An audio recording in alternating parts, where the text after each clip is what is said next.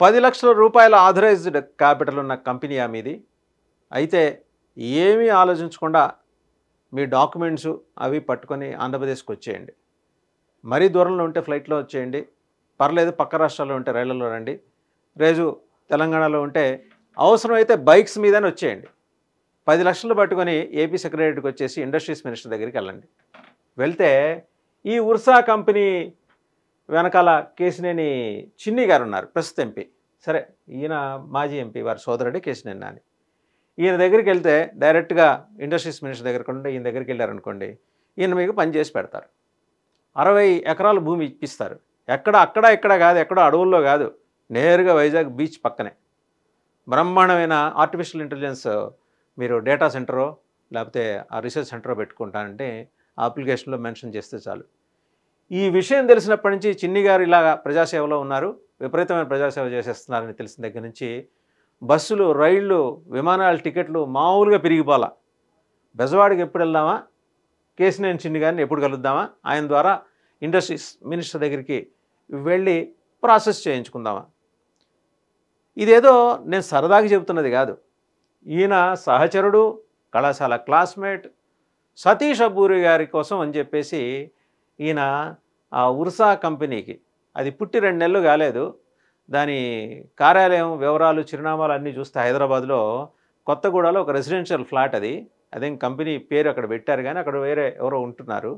ఇది మీరు ఈ ఫోటోలో చూస్తుంది యుఎస్లో ఉన్నది ఇల్లు.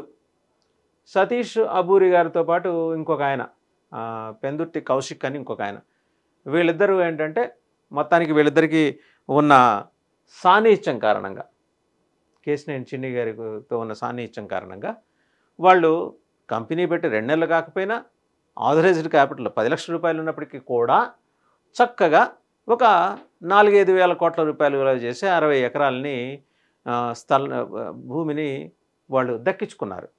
ఇది క్యాబినెట్ మీటింగ్లో తీసుకున్న నిర్ణయం అండి. ఇదేదో బయట ఏదో అదాట్ను చెప్పింది కాదు ముఖ్యమంత్రి గారు కానీ లేకపోతే క్యాబినెట్ మంత్రులు కానీ, క్యాబినెట్ మీటింగ్లోనే నిర్ణయం తీసుకున్నారు.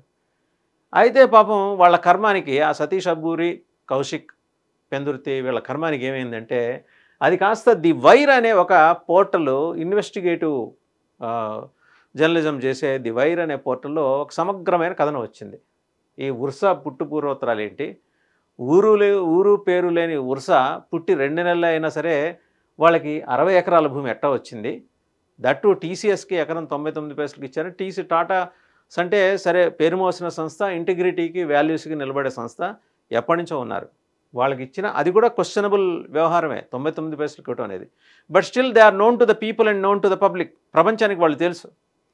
సతీష్ అబ్బూరి ఎవరు, కౌశిక్ పెందుర్తి ఎవరు, వాళ్ళకి ఈయనకి ఉన్న సాన్నిహిత్యం ఏంటి అంటే, ఆయనతో పాటు కాలేజీలో, ఇంజనీరింగ్ కాలేజీలో చదివేసుకుంటే ఇలా మనకు 60 ఎకరాలు ఇస్తారా? ఒకవేళ మేము జనాలు ప్రశ్నలు ఎట్లున్నాయంటే సోషల్ మీడియాలో, మేము చదువుకోలేదండి ఆయనతో పాటు, మరి మాకు ఇస్తారా అంటే కొంచెం అటు ఇటుగా ఇస్తారు. మరి 60 ఎకరాలు ఇవ్వకపోవచ్చు కానీ ఒక 59 ఎకరాలు అలా ఇస్తారు.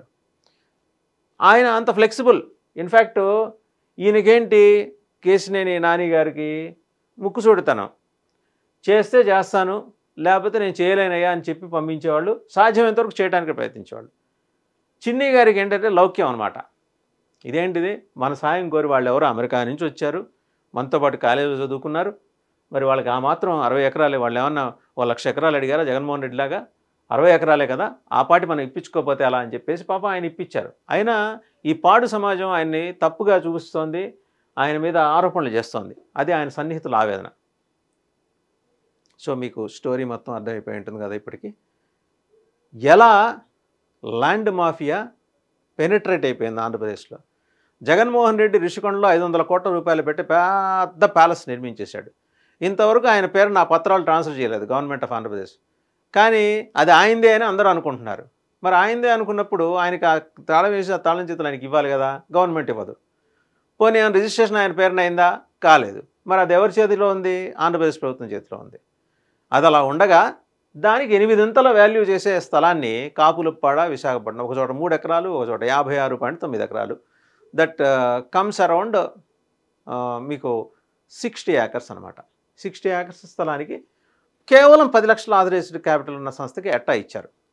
మినిస్ట్రీ ఆఫ్ కార్పొరేట్ అఫైర్స్ వాళ్ళు దాంట్లో మెన్షన్ చేశారు, వీళ్ళెవరు బోర్డ్ ఆఫ్ డైరెక్టర్స్, వీళ్ళ మూలాలు ఏందని చేస్తే హైదరాబాద్లో ఒక ఇల్లు ఉంది కొత్తగూడలో, రెసిడెన్షియల్ ఫ్లాట్. అక్కడ ఎవరు ఉంటలేదు, అది తాళం వేసింది. యూఎస్లో వీళ్ళు అక్కడ పని చేసుకుంటున్నారు. ఈ అబ్బూరి సతీషు అండ్ ఇంకొక ఆయన పెందుర్తి కౌశిక్, వాళ్ళు యూఎస్లో ఉండే ఇల్లు అది.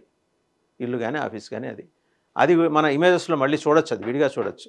అసలు ఎట్లా జరిగింది అంతా, ఎట్లా జరిగింది, దీని వెనక సూత్రధారులు ఎవరు, పాత్రధారులు ఎవరు, ఇదంతా గమనిస్తే కనుక బయటపడేది ఏంటంటే చిన్ని గారికి సన్నిహితుడు.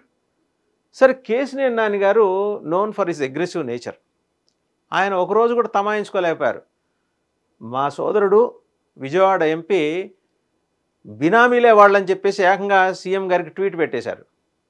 పెట్టి ఈ బినామీ వ్యవహారాన్ని అడ్డుకోండి, ఆ డేటా సెంటర్ కోసం ఇచ్చిన 60 ఎకరాల స్థలాన్ని క్యాన్సిల్ చేయండి, ఆ ప్రపోజల్ని క్యాన్సిల్ చేయండి, ఇమీడియట్గా తక్షణం చర్యలు తీసుకొని మీ విలువల్ని, మీ విశ్వసనీయతని కాపాడుకోండి అని చెప్పి ఇంత బారు ట్వీట్ పెట్టారు ఈరోజు పొద్దున్నే.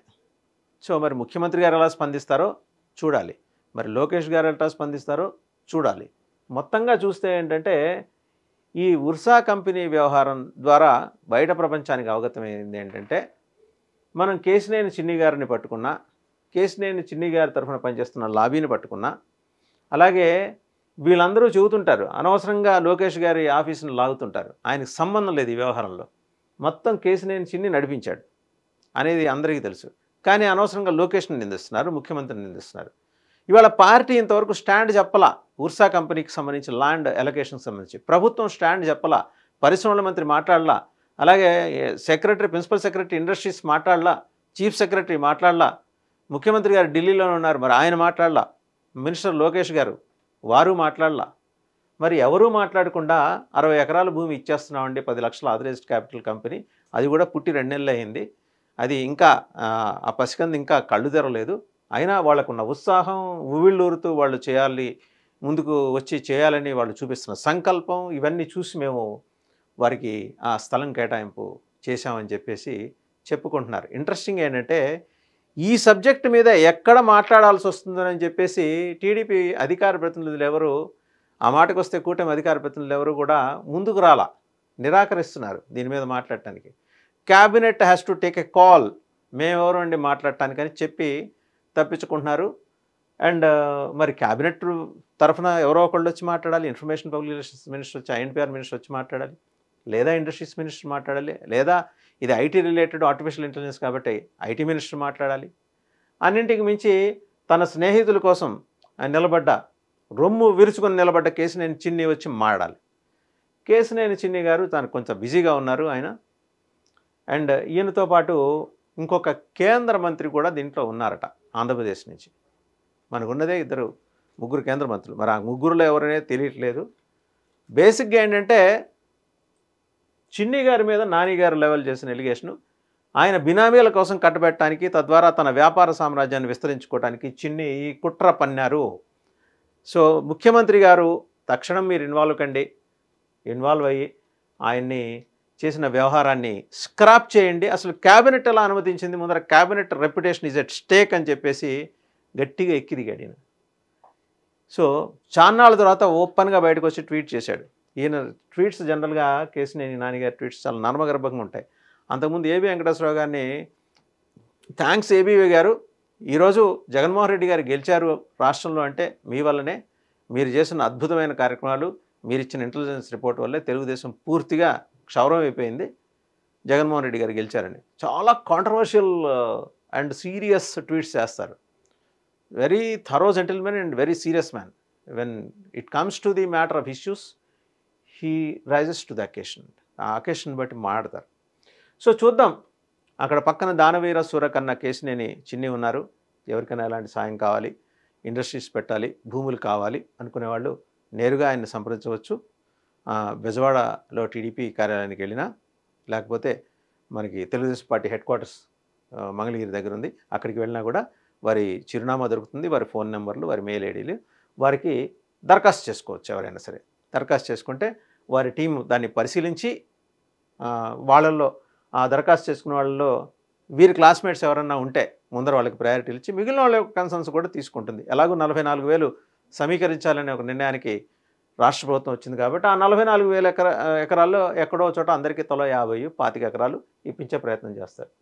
మొత్తానికి కేశినేని చిన్ని గారు ఇంత అద్భుతమైన బిజినెస్ మోడల్ని రాష్ట్రానికి అందించిన మీరు, రాష్ట్ర ప్రజలను ఎడ్యుకేట్ చేసిన మీరు ఈరోజు talk of the state, not only talk of Andhra Pradesh, talk of both Telugu states and talk of the nation అయ్యారు.